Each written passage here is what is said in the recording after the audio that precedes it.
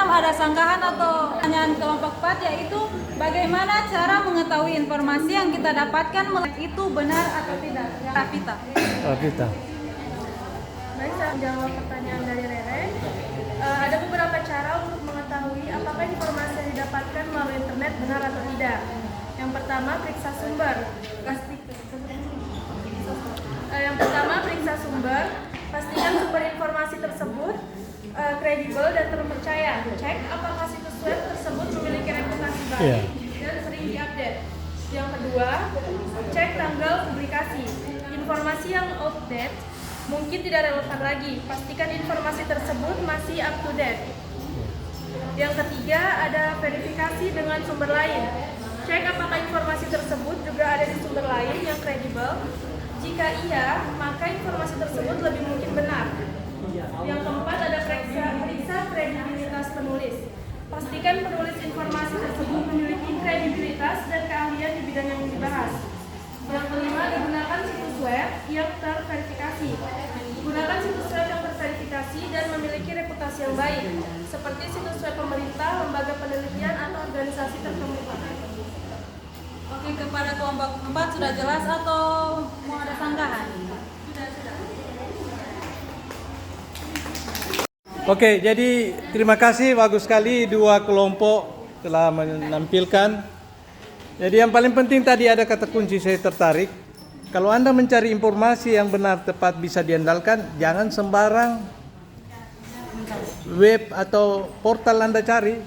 Bisa jadi kalau yang partisan mendukung salah satu kelompok politik, dia sebarkan, dia tidak mencari kebenaran, tapi menjadi ketenaran.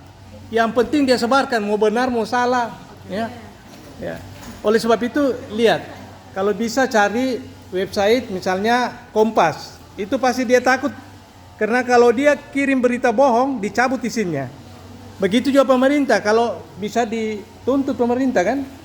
Nah, oleh sebab itu jangan sembarang cari berita, data, informasi, itu yang paling penting. Saya tertarik tadi mengenai pencarian, teknik pencarian. Ya. Biasa kita bilang cari di Google atau Google. Bukan Google, kedengaran seperti Google, mencari informasi di Google Search Engine. Ya. Tadi yang pakai N, ya, or atau not. Nah, itu misalnya kucing, TPP, anjing dan lain sebagainya. Itu menarik sekali sudah. Jadi ada memang mencari ini atau itu atau bukan. Nah, itu bagus. Firansyah dari kelompok 6. Pertanyaannya adalah bagaimana operator N or NOT membantu dalam menyaring hasil pencarian? N or not. Ada kan tadi? Coba tampilkan ulang. Yang pertama, slide pertama. Yang tadi tampil, slide pertama. N or not. Menyaring hasil pencarian. Iya, silakan kasih keras suara. Baik, perkenalkan nama saya Rehma Rizka dari kelompok 4. Saya akan bertanya, bagaimana cara mengetahui informasi yang kita dapatkan melalui internet atau sosial media lainnya itu benar atau tidak? Ya, bagus. Bagus. Informasi biasa ada yang betul, true, facts, ada yang hoax atau fake. Pencarian dilakukan dengan teknik lanjutan seperti press, searching, or transcription yang akan dijawab oleh Sialega. Oke. Jika kita tahap evaluasi sumber tidak dilakukan dengan baik, meskipun menggunakan teknik pencarian yang sudah kami jelaskan tadi, itu yang pertama, informasinya tidak akurat. Sumber yang terpercaya atau outdate bisa memberikan informasi yang salah ataupun tidak relevan. Kemudian yang kedua, bias dan misinformasi. Sumber yang memiliki bias atau agenda tertentu bisa menyajikan informasi yang tidak objektif. Dan yang terakhir itu kurangnya kredibilitas. Tanpa evaluasi yang baik, informasi yang kita peroleh itu mungkin tidak dapat dipercaya atau digunakan sebagai dasar pengambilan keputusan yang tepat. Ada sanggahan? Itu namanya menentang. Oke, operator and, or, dan not membantu dalam mencari informasi yang akan dijawab oleh Tika. Ya, kasih karas suara. Akan menjawab pertanyaan dari kelompok 6.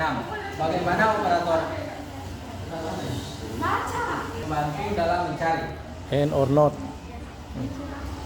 Seperti and or dan not sangat membantu dalam mencari informasi dengan lebih spesifik dan efisien. And digunakan untuk mencari dokumen yang mengandung semua kata kunci yang ditentukan. Contoh, kucing and anjing. Akan mencari dokumen yang mengandung dua kata kucing dan anjing. Kenapa? Digunakan untuk mencari dokumen yang mengandung salah satu atau kedua kata kunci yang ditentukan. Contoh, kucing or anjing. Kucing. Mencari kucing dan anjing itu. Not digunakan untuk mengecualikan kata kunci tertentu dari hasil pencarian. Contoh, kucing not anjing. Akan mencari dokumen yang mengandung kata kucing, tetapi tidak mengandung kata anjing. Or kan? Terima kasih. Ini saya akan melanjutkan materi Advanced Strategy and Source Evaluation. Baik, selain teknik dasar kita juga bisa menggunakan strategi lanjutan seperti hybrid search strategy atau menggabungkan pencarian database dengan snowballing. Misalnya kalian cari topik tentang gamification in education di Google Scholar dan dapat artikel tentang gamification in learning. Setelah itu buka daftar pustaka untuk referensi lama plus klik site by untuk artikel terbaru dan hasilnya lebih lengkap dan relevan. Yang kedua, query expression. Mendapatkan sinonim atau istilah terkait untuk memperluas hasil pencarian. Misalnya kalian mencari tentang distance learning or online learning or e-learning, pasti hasilnya lebih luas dan lengkap. Dan yang ketiga, preferring search atau menyaring hasil menggunakan filter tahun, bahasa atau jenis dokumen. Misalnya kalian mencari digital literasi di Google Scholar, terus dipakaikan pakai filter seperti tahun 2020 sampai 2025. Agar cuma tampilkan penelitian terbaru, bahasa seperti Inggris di mana artikelnya hanya berbahasa Inggris dan jenis dokumen seperti jurnal, artikel di mana hanya artikel jurnal yang keluar bukan buku atau tesis. Biar hasilnya jadi lebih spesifik dan relevan sesuai kebutuhan. Nah, karena setelah informasi ditemukan, kita harus mengevaluasi kualitas dengan melihat kredibilitas, referensi, kebaruan, objektivitas, dan dukungan data, agar tahu siapa penulisnya dan dari institusi mana, apakah sesuai dengan posisi kita, apakah informasinya terbaru, apakah ada bias atau konflik kepentingan, dan apakah informasi memiliki referensi dan bukti yang mendukung. Setelah mencari dan menerapkan materi ini, kita mengambil kesimpulan.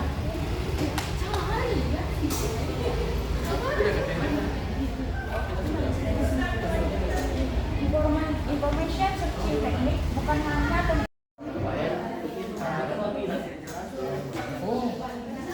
Nama saya Farel Zain dari kelompok 2 yang bertanya, apa risiko utama jika tahap evaluasi sumber diabaikan meskipun pencarian dilakukan dengan teknik lanjutan. Apa risiko utama jika tahap evaluasi sumber diabaikan meskipun pencarian dilakukan dengan teknik lanjutan seperti first searching atau transition. Sorry. Tahu dulu apa itu informasi searching teknik atau teknik mencari informasi. Jadi informasi searching teknik ini adalah sekumpulan strategi dan metode kita untuk menemukan, memilih, dan mencari informasi yang dapat dipercaya sesuai dengan kebutuhan kita. Dalam praktik yang biasa kita lakukan itu mencakup bagaimana langkah-langkah menentukan topik atau pertanyaan penelitian, memilih sumber informasi, menggunakan kata kunci yang efektif, mengevaluasi kendalaan sumber, serta menyimpan dan mencatat referensi. Nah, dari semua yang saya sebutkan itu sangat penting. Kenapa? Karena yang pertama, kita itu menghemat waktu dan mengurangi risiko informasi yang salah, di mana kita perlu membaca memeriksa kredibilitas sumber. Nah, yang kedua itu meningkatkan kualitas hasil kerja dan menjaga kredibilitas baik untuk tugas, laporan, dan penelitian informasi yang digunakan berasal dari sumber informasi yang valid. Materi kedua yaitu 7 tahapan langkah dasar. Jadi di materi ini terdapat 7 langkah utama yang biasanya digunakan dalam information searching technique. Yang pertama ada identifikasi kebutuhan informasi. Tentukan terlebih dahulu apa yang ingin kita ketahui. Misalnya kita ingin meneliti dampak perubahan iklim terhadap pertanian. Yang kedua, pilih sumber informasi, yaitu memilih sumber dapat berupa buku, jurnal ilmiah, artikel terpercaya, database online, atau wawancara dengan ahli. Yang ketiga, tentukan kata kunci dan istilah terkait. Gunakan kata kunci yang tepat termasuk sinonim dan istilah teknis. Yang keempat, gunakan teknik pencarian, yaitu memanfaatkan cara pencarian seperti boolean operators, phrase searching, dan lainnya untuk hasil yang relevan. Yang kelima, gabungkan dan sempurnakan pencarian. Jika hasil terlalu banyak, gunakan filter seperti tahun, bahasa, atau jenis publikasi. Yang keenam ada evaluasi sumber. Pastikan informasi akurat, terbaru, dan bebas dari bias. Yang ketujuh, simpan dan catat sumber. Catat referensi dari awal agar mudah membuat daftar pustaka. Menjelaskan bagian ketiga yaitu search technique atau teknik pencarian. Dalam information searching technique ada beberapa cara untuk mempersempit atau memperluas hasil pencarian. Yang pertama ada boolean operators. Boolean operators ada 3 macam, yaitu and, or, dan not. And yaitu mencari hasil yang mengandung semua kata kunci. Contohnya seperti pendidikan and teknologi, di mana artikel yang keluar akan membahas pendidikan dan teknologi sekaligus. Or mencari hasil yang mengandung salah satu dari kata kunci. Contohnya remaja or anak muda, di mana artikel yang keluar akan membahas remaja saja, anak muda saja, atau keduanya. Yang ketiga ada not, yaitu mengecualikan kata tertentu dari hasil pencarian. Contohnya remaja not anak muda, di mana artikel yang muncul hanya salah satunya saja, yaitu remaja. Yang kedua adalah frasa searching, yaitu menggunakan tanda kutip untuk mencari frasa yang tepat. Contohnya pendidikan karakter, di mana hanya artikel yang mengandung frasa persis pendidikan karakter, kata berurutan dan lengkap, bukan cuma pendidikan atau karakter secara terpisah. Yang ketiga ada truncation atau wildcard. Menggunakan simbol truncation ini menggunakan simbol bintang atau wildcard seperti tanda tanya untuk menemukan variasi kata. Yang keempat ada subject headings atau controlled vocabulary. Itu menggunakan istilah resmi dalam database seperti MSH dalam jurnal kesehatan. Yang kelima ada citation searching or snowballing. Menelusuri daftar pustaka dari sebuah artikel atau melihat artikel lain yang mengutip sumber tersebut.